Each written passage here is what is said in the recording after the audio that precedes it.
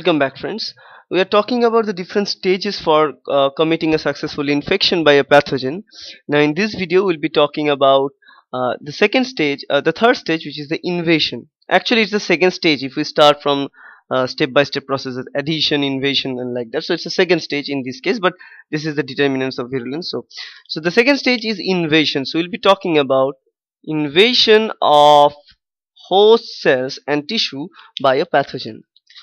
Now when you talk about invasion, the first thing that comes to our mind is the barriers, because this host cell are having barriers because they know that there are pathogens, they will try to harm them.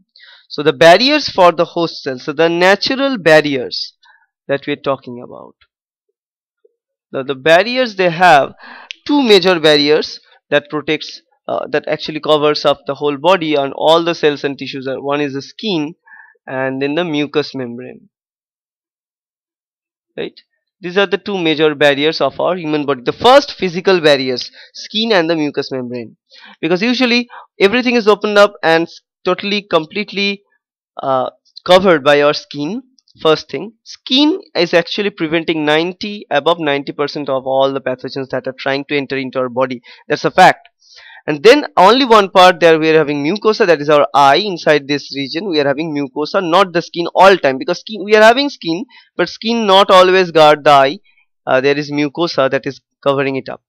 And whenever you find internal organs also, you find every organ is just wrapped around a huge network of mucosa cells. So it's a mucus covering everything.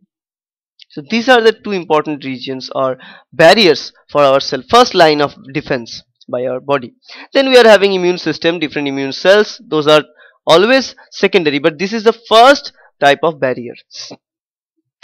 Now for a microbe to enter inside the body, they need to degrade these barriers, right? That's the general process. Now to degrade these barriers, what they usually, in this video we will be talking about two different sections actually. In one section we will be talking about how a cell enters directly inside the cell by directly inside the cell, say inside a cell and causing the infection inside the cell, and then we'll be talking about how they are degrading the tissue and providing the infection, because we'll be going two different approach here. Now if we look for these two different barriers, that skin and mucous membrane, we find two different way of degrading those barriers.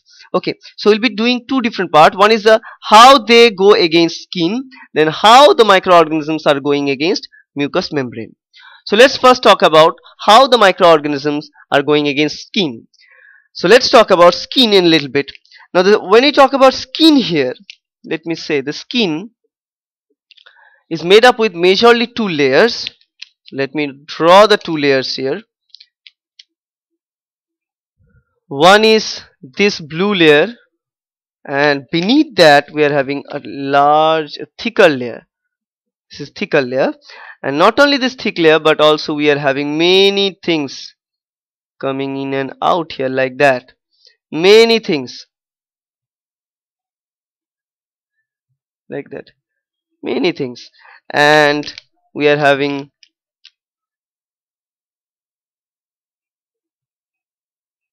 these are the hairs that are coming out.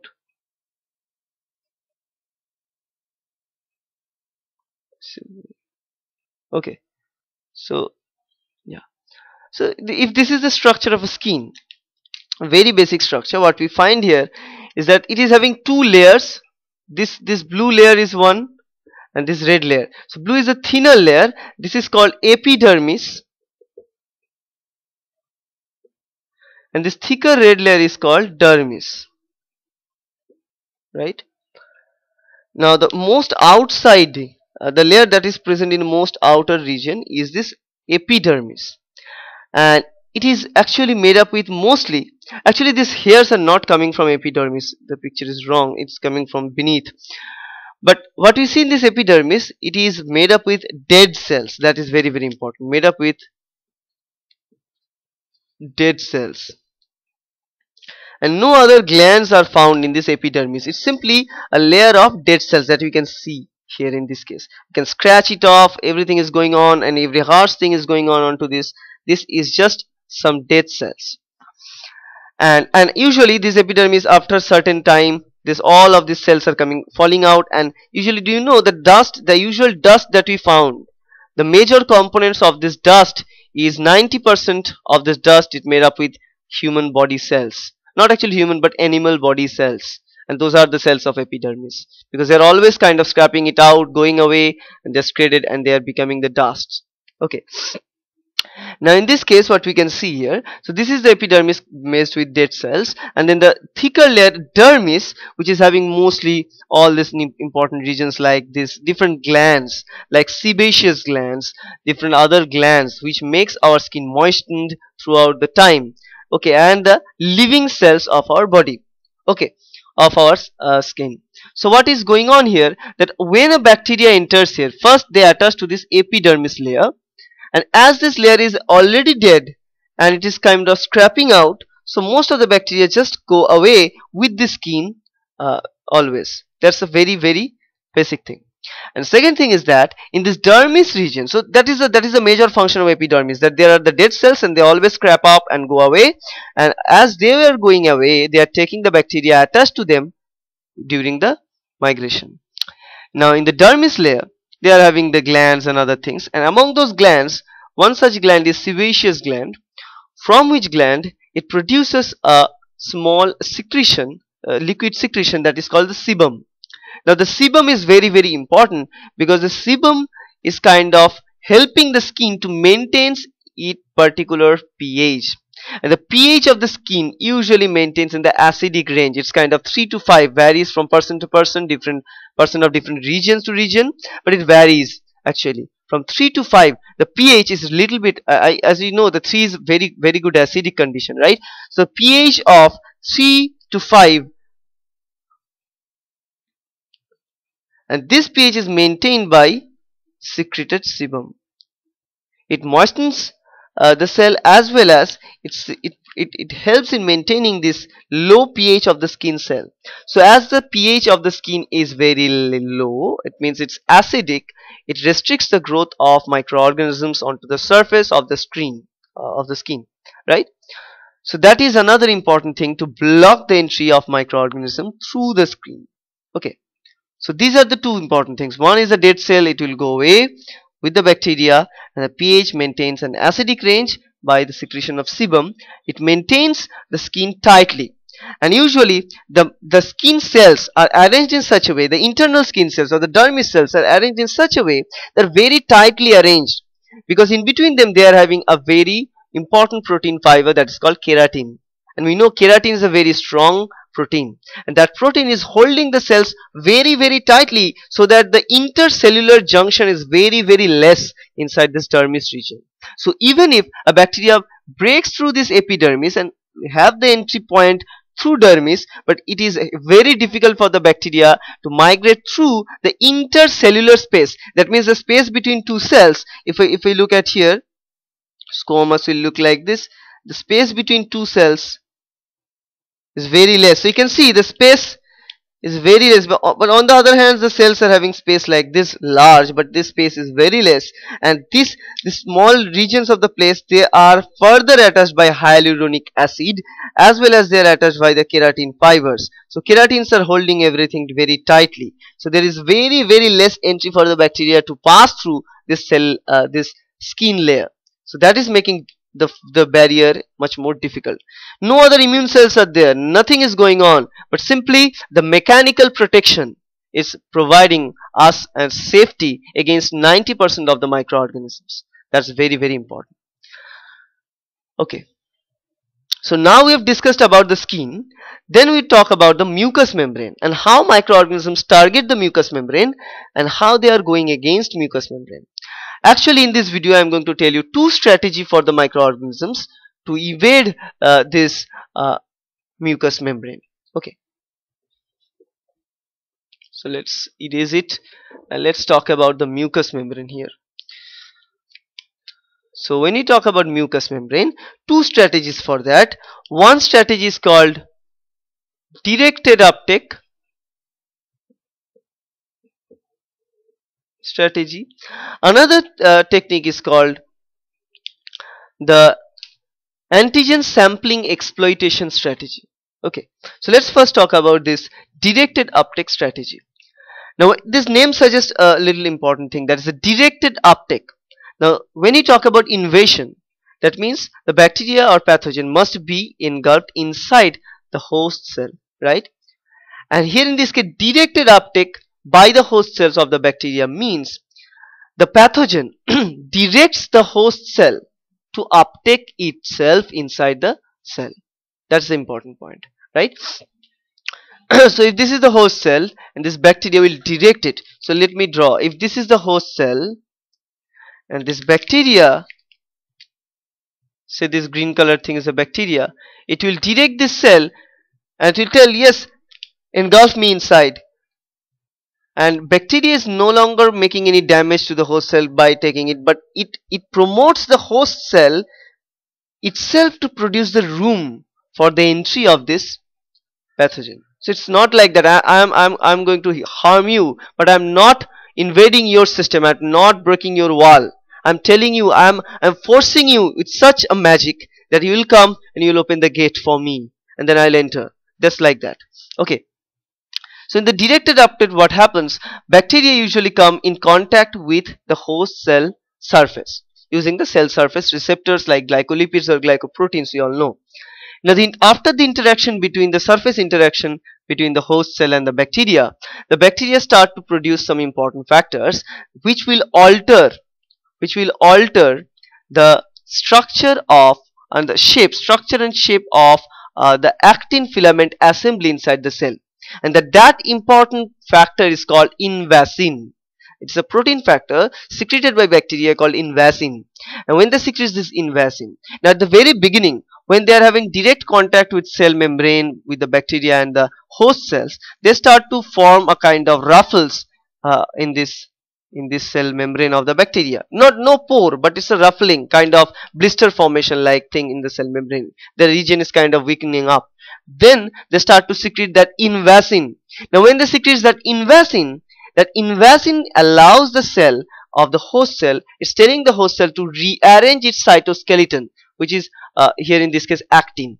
We know actin is a very active part of host cell cytoskeleton or eukaryotic cytoskeleton. So actin rearrange inside the host cell.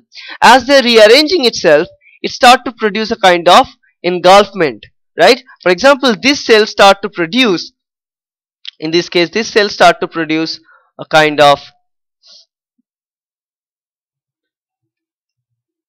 thing like that, and the bacteria is kind of attached here, for example. So it start to form. So the actin filament assembly start to going on in different orientation. So actin, so let me write it here, actin rearrangement. If actin rearrangement takes place in this particular section, as it is taking place, it is modifying the cell membrane to form a kind of vesicle, endocytic vesicles, and it is kind of trapped, it is endocytosed inside, and then what we find that inside the host there will be a vesicle, inside the vesicle there will be this pathogen attached. Okay, so that's it will look like. So pathogen now is getting the entry inside the host cell, not invading the host cell directly, but telling the bacteria to do something using or secreting a very important compound, and that is called invasin. It's called invasin. Okay, so attachment, modification of the cytoskeleton and rearrangement of the cytoskeleton to make the engulfment possible. Then they will enter inside, and then after entering inside, what they will do, they will stay there for a certain period inside this phagosome. Then they will modify the phagosome, and then they start to secrete that invasin more, and as they will secrete the invasin more, they start to kind of degrade the cell membrane, because as you know, once after engulfment, they are also here is trapped inside this vesicle, host cell vesicle. They're trapped inside the vesicle, right? And we know inside the host cells there are lysosome which is ready to be fused with the entrapped endocytic vesicle. So there is a chance for killing those bacteria, but bacteria prevents it. How? They kind of coming out from the vesicle by secreting that invasin. The invasin kind of degrades this membrane, and the bacteria comes out here. and then they will start to grow, multiply, divide, and they are going to kill the cell. That's how they take the entry inside the cell, and this type of process is called directed uptake process. And the example of bacteria or pathogen that cause infection by this process is called as simple as salmonella infection. They take this strategy to infect. It's intestinal infection, but still they take this process to inside the intestinal mucosa to evade the intestinal mucosa. Okay, so that's the one process of the mucus exploitation. Another process is that that I've already talked about, that the term, that is the antigen sampling exploitation process. And antigen sampling exploitation process also, they can make their entry, and the example for that kind of entry is Shigella. So let me write. The second type here is antigen sampling exploitation. So what happens during the antigen sampling process here? Actually, the antigen sampling process is a routine process inside our intestinal lumen, intestinal epithelial cells, not lumen, intestinal epithelial cells, because mostly the barriers that we are going to find in this epithelial regions, as you can see, the skin epithelial, and also inside the intestinal there is epithelial, endothelial, and different layers. Now we are going to see these things in epithelial, because the bacteria is always present in the outside of the cell, so they are always getting epithelial walls at the very first thing to interact with. So here what happens in intestinal epithelial cells, intestinal lumen, there are bacteria, and intestinal epithelial cell is to deal with that bacteria, and it is covered with mucus in between. So what happens in this case, if I draw the intestinal cells, so normal intestinal cells are placed like that. In between there is a very important intestinal cells. Normal cells will have villi like that. One important cells here, and the important cell here is this. This is called the M cell. This is called M cell. Now this cell is there for the antigen sampling. Now what do we mean? If anything foreign enters here, if anything at all foreign enters here, so let me take this green as the foreign particles here, say the bacteria in green color. I don't know you can visualize it or not, I'm just making it bigger now. So here it is, it enters into our gut lumen. It will be interact or attached with this M cell. Now the M cell will take it up then inside. It will bring this bacteria, it will engulf it, it will bring it until here outside. So this is the epithelial layer, this is the lumen. So let me write this side, this is the lumen, this is the epithelial, and in this section here is the endothelial lining, and in this particular region there are lymph vessels, because there are blood vessels as well as lymph nodes. So if I draw, here is, say this is a lymph node, and here there are macrophages, there are other immune cells present. There are other immune cells present here in these lymph nodes and the lymphatics throughout this region. And the role of M cells is to routinely take up those foreign materials from the gut lumen. If there is a cell or cell debris or any material, it will take it up. If it is non-self, in that case, taking it then and pass it from this lumen through the intestinal cell lining inside this barrier. So it will just take and cross two layers. As you can see, this whole cell region, it will carry it throughout this place, and then carrying it to this lymph node. As they are carrying this into the lymph node or a blood vessel system, then this lymph node, there are sitting macrophages. They are scavenging molecules, like scavenging cells of our body, macrophages, T cells, killer cells, and many cells are always present there, always to engulf the foreign materials. So they are just steadily placed there. Now those cells are aggressively kill those antigenic molecules. If those molecules are dangerous, if those molecules are non-self, if they are bad, then they will easily uptake them. After the introduction of those cells into the lymphatics, those macrophages, other killer cells, are going to recognize them as non-self, and they are going to kill those cells. And that's how they can make the antigen processing sampling, and everything will be fine inside our body.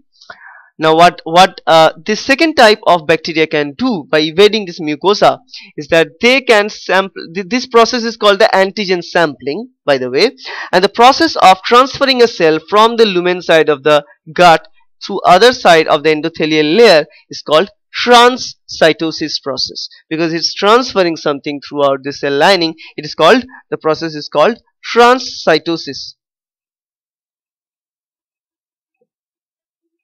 Okay, transcytosis process. Now some bacteria or some pathogen blocks this transcytosis process, not actually blocks, but they can escape this transcytosis process.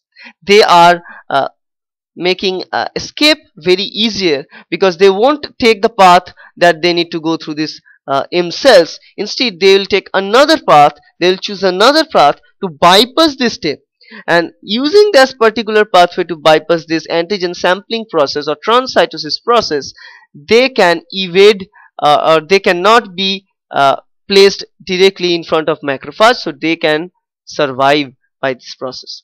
That's another way of, actually this is the way of escaping our defense mechanisms. That's how they can evade this this mucosa region, intestinal mucosal region actually. And the example of the bacteria in this case is Shigella, and during the shigellosis that they cause, they are passing this step of transcytosis or antigen sampling. Okay, but in both the ways, either by directed uptake or blocking the transcytosis or preventing the transcytosis in this case, there are other ways. They take up other pathway, they take up other cells to move or migrate through the place, and different ways. So using this pathway, they are making sure that they are invading our host cell defense, they're invading our host cell and invading our tissue, and then they'll cause a disease. Once after having the invasion, there is the dangerous phase of the infection, because up to adhesion and invasion, most of the microorganisms are blocked or prevented up to this level by our natural defense mechanisms, or very primary lining of defense mechanisms. Now even after invasion is done, there will be spreading of the infection, because the bacteria or pathogen always ready. Then once they are getting the entry inside the host cell, that means they are getting their home, then they will start spreading their disease. And this is the condition when it becomes very worse in the host cell, because they start to secrete some chemical factors, toxins and everything that will damage the cells, that will damage the host cells and eventually kill the host cell. Okay, but we need to prevent it in these two levels. So usually most of them are prevented, but if some not, then they will go to the spreading stage of the infection. In the future video, we'll be talking about the spreading factors and their effects.